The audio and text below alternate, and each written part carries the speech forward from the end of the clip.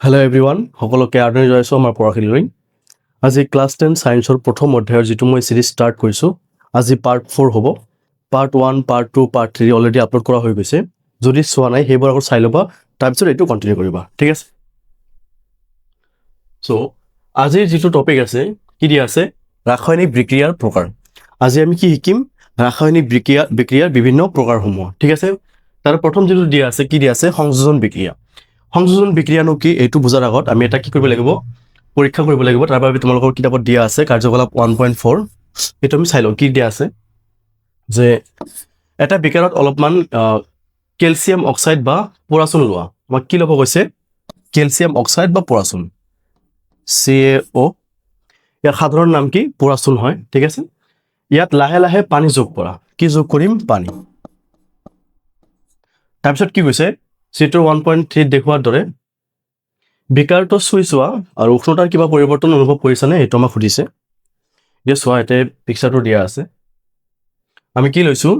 Calcium oxide, যাৰ সাধাৰণ নাম কি? পৰাচুন। তাত আমি কি যোগ কৰিছোঁ? পানী যোগ কৰিছোঁ। যোগ কৰাৰ ফলত আমি কি পাইছোঁ? Calcium hydroxide. আৰু কেলছিয়াম অক্সাইডৰ যিটো সাধাৰণ নাম আছে, এইটো কি হয়? শীতলিত চূণ হয়, ঠিক আছে? চ' একচুৱেলি ইয়াতে কি হৈছে? ইয়াতে কেলছিয়াম অক্সাইড এইটো এটা বিক্ৰিয়ক পদাৰ্থ, পানী এইটো এটা বিক্ৰিয়ক পদাৰ্থ, আৰু যিটো কেলছিয়াম হাইড্ৰক্সাইড আছে এইটো কি? বিক্ৰিয়াজাত পদাৰ্থ। দুটা বেলেগ বেলেগ বিক্ৰিয়ক পদাৰ্থ লগ হৈ এটা মাত্ৰ বিক্ৰিয়াজাত পদাৰ্থ উৎপন্ন হৈছে। এনেকুৱা ধৰণৰ বিক্ৰিয়াক কি বুলি কোৱা হয়? সংযোজন বিক্ৰিয়া। ধৰিব পাৰিছা? চ' ইয়াতে আমি কি পাইছোঁ? কেলছিয়াম হাইড্ৰক্সাইড পাইছোঁ, ঠিক আছে? এই কেলছিয়াম হাইড্ৰক্সাইড কেতিয়াবা কেতিয়াবা মানে বেৰত বগা ৰং সানিবলৈ ব্যৱহাৰ কৰা হয়।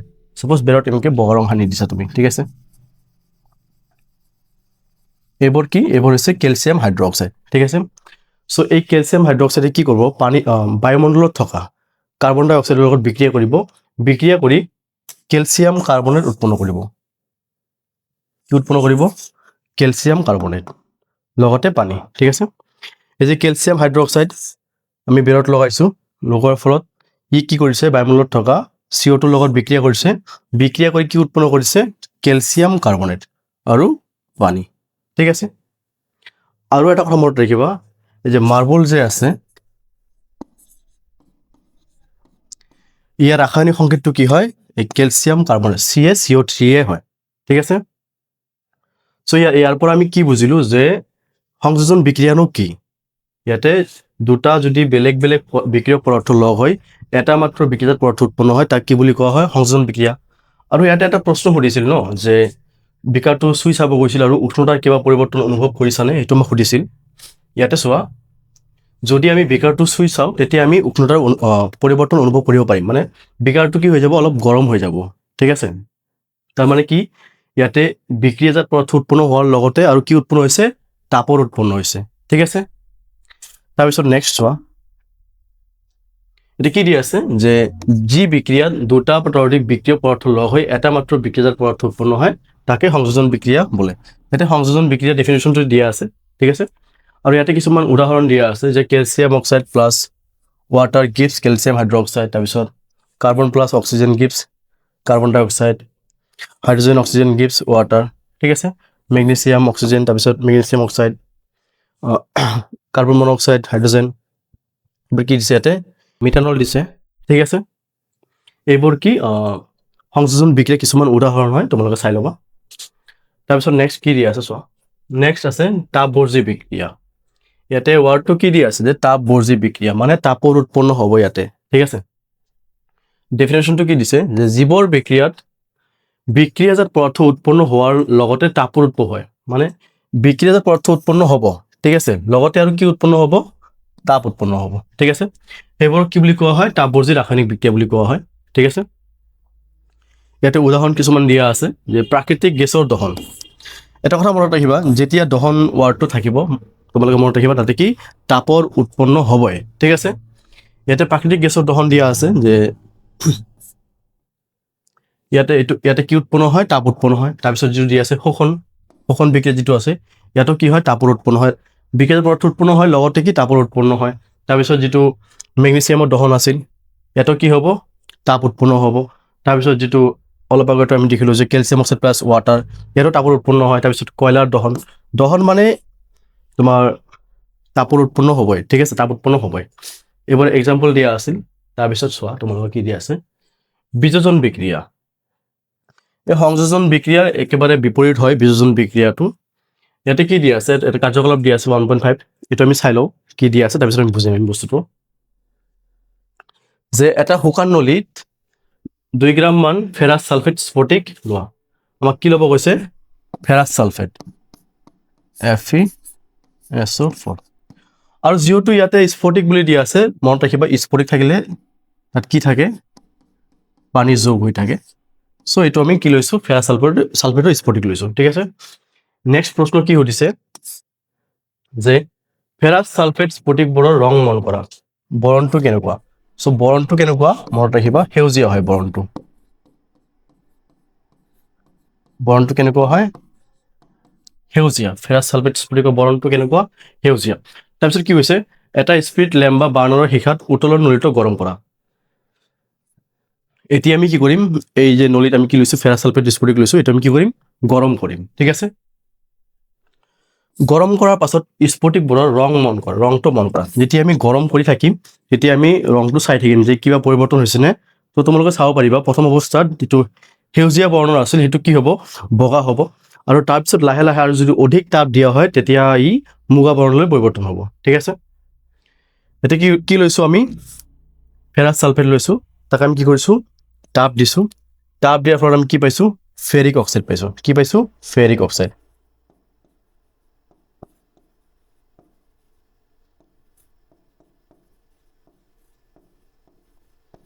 ফেৰিক অক্সাইড পাইছোঁ।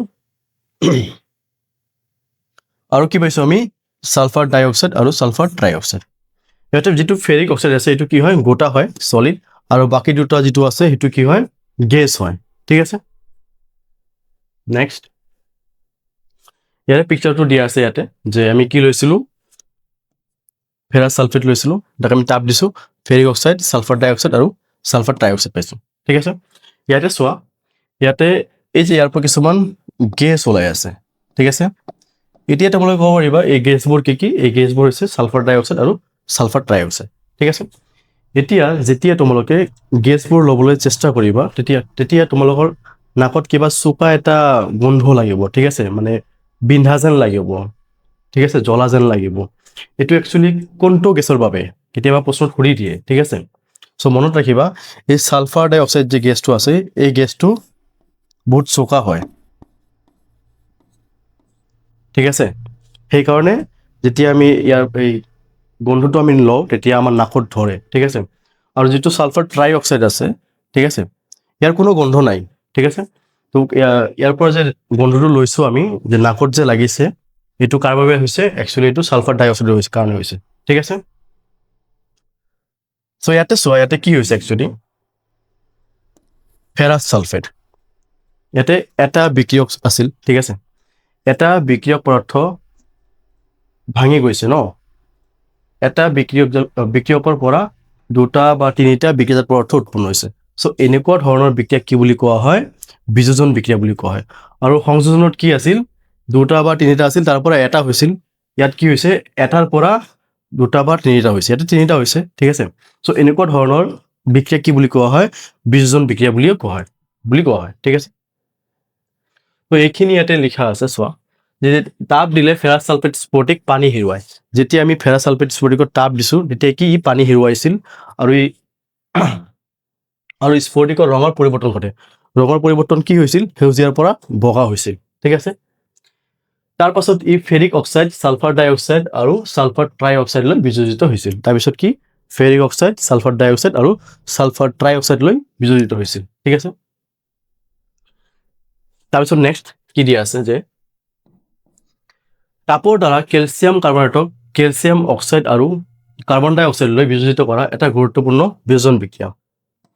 বিযোজন বিক্ৰিয়াৰ আৰু এটা উদাহৰণ দিয়া আছে ইয়াতে, কি তাপৰ দ্বাৰা, ঠিক আছে, তাপ প্ৰয়োগ কৰি আমি কি কৰিম, কেলছিয়াম কাৰ্বনেটক তাপ দি কেলছিয়াম অক্সাইড আৰু কাৰ্বন ডাই অক্সাইডলৈ বিযোজিত কৰিম।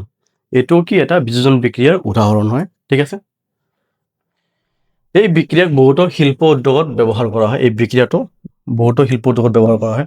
কেলছিয়াম অক্সাইডক চূণ বা পৰাচূণ বোলে, এইটো কৈ দিছোঁ যে কেলছিয়াম অক্সাইডৰ যিটো সাধাৰণ নাম আছে এইটো কি হয় চূণ বুলি লিখে বা কি পোৰা চূণ বুলি লিখে ঠিক আছে ইয়াৰ ভালেমান ব্যৱহাৰ আছে চিমেণ্ট উৎপাদনত ইয়াৰ ব্যৱহাৰ কৰা হয় এই কেলছিয়াম যিটো অক্সাইড আছে এই কেলছিয়াম অক্সাইডক চিমেণ্ট উৎপাদনত ব্যৱহাৰ কৰা হয় ঠিক আছে তাৰপিছত কি কৈছে ইয়াতে চোৱা যেতিয়া এটা বিযোজন বিক্ৰিয়া তাপ প্ৰয়োগ কৰি ঘটোৱা হয় তেতিয়া তাক তাপীয় বিযোজন বিক্ৰিয়া বোলে এইটো চোৱা যদি প্ৰশ্ন সোধে যে এই বিক্ৰিয়াটো বিযোজন বিক্ৰিয়া হয় নে নহয় তোমালোকে কি চাবা যে ইয়াতে এটা বিক্ৰিয়া পদাৰ্থ আছে দুটা বা ততোধিক কি হৈছে বিক্ৰিয়াজাত পদাৰ্থ উৎপন্ন হৈছে তাৰ মানে কি এইটো এটা বিযোজন বিক্ৰিয়া হয় ঠিক আছে কথা হ'ল এই বিযোজন বিক্ৰিয়াটো হ'বৰ কাৰণে আমি কি প্ৰয়োগ কৰিছোঁ তাপ প্ৰয়োগ কৰিছোঁ হয় নে সো যি বিযোজন বিক্ৰিয়াক তাপ প্ৰয়োগ কৰি ঘটোৱা হয় তাক কি বুলি কোৱা হয় তাপীয় বিযোজন বিক্ৰিয়া ধৰিব পাইছা এই বিযোজন বিক্ৰিয়াটো আমি তাপ প্ৰয়োগ কৰি মানে সম্পূৰ্ণ কৰিছোঁ সেইকাৰণে এই বিযোজন বিক্ৰিয়াটো কি বুলি কোৱা হ'ব তাপীয় বিযোজন বিক্ৰিয়া বুলি কোৱা হ'ব ঠিক আছে তাৰপিছত নেক্সট কি দিয়া আছে যি বিক্ৰিয়াত এটা মাত্ৰ বিক্ৰিয়ক পদাৰ্থ একাধিক সৰল বিক্ৰিয়াজাত পদাৰ্থলৈ ভাঙি যায় তাকে বিযোজন বিক্ৰিয়া বোলে এটা বিক্ৰিয়ক পদাৰ্থ দুটা বা ততোধিক বিক্ৰিয়াজাত পদাৰ্থলৈ ভাঙি গৈছিল আগৰ যিটো বিক্ৰিয়া আছিল তাকে কি বুলি কোৱা হয় বিযোজন বিক্ৰিয়া বুলি কোৱা হয় ঠিক আছে কিছুমান উদাহৰণ দিয়া আছে ইয়াতে যিটো ফেৰাছ ছালফেটৰ যিটো এটা আছিল তাৰপিছত কেলছিয়াম কাৰ্বনেটৰ আৰু ইয়াতে আৰু এটা দিয়া আছে যে লেড নাইট্ৰেট ইয়াক আমি কি কৰিছোঁ তাপ দিছোঁ তাপ দিয়াৰ ফলত কি উৎপন্ন হৈছে লেড অক্সাইড তাৰপিছত নাইট্ৰজেন ডাই অক্সাইড আৰু অক্সিজেন ঠিক আছে এইবোৰ আছিল বিযোজন বিক্ৰিয়াৰ কিছুমান উদাহৰণ ঠিক আছে আৰু এটা চোৱা আৰু এটা বস্তু এইবোৰ বিযোজন বিক্ৰিয়াৰ উদাহৰণ হয়নে নহয় এনচাৰটো হ'ব য়েছ তাৰপিছত তাপীয় বিযোজন বিক্ৰিয়াৰ উদাহৰণ হয়নে নহয় ইয়াতে চোৱা গোটেইকেইটা তাপ প্ৰয়োগ কৰা হৈছে হয়নে তাৰমানে বিযোজন বিক্ৰিয়াও হ'ব এইটো কি হ'ব তাপীয় বিযোজন বিক্ৰিয়াও হ'ব ঠিক আছে চ' আজিৰ কাৰণে এইখিনিয়ে যদি ভিডিঅ'টো ভাল লাগিছে লাইক কৰি দিব আৰু নিজৰ ফ্ৰেণ্ডছৰ লগত শ্বেয়াৰ কৰিব ঠিক আছে লগ পাম আকৌ নেক্সট ভিডিঅ'ত